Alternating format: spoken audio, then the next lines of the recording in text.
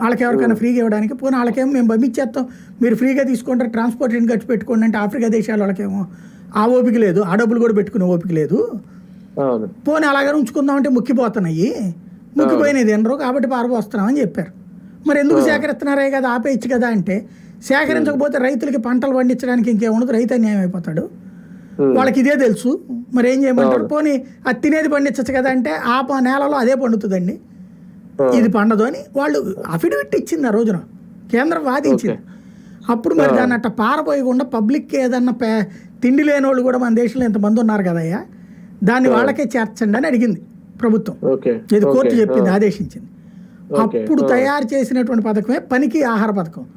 అంటే మీ ఊర్లో మామూలుగా కూలీ 300 ఉందనుకోండి, కూలీ ఏడాది పొడుగునా ఉండదు కదా, రైతు కూలీకి ఒక 50 రోజులు 100 రోజులు పని ఉంటుంది.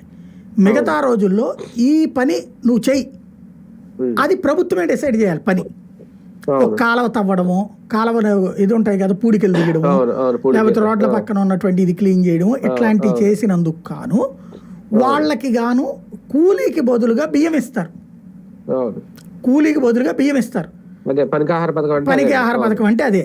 ఆ బియ్యాన్ని తీసుకెళ్ళి వీళ్ళు షాపుల్లో అమ్ముకుని, షాపుల్లో ఇచ్చుకుని, ఇప్పుడు వీళ్ళకి 5 కిలోలు బియ్యం ఇచ్చారు, 5 కిలోలు కూలీకి బదులు ఈ బియ్యాన్ని తీసుకెళ్ళి ఆ షాపులో ఇస్తే, ఆ షాపుడు బెల్లమో పందారో ఓ రకంగా బార్టర్ సిస్టమ్ అమలైంది పల్లెటూళ్ళలో.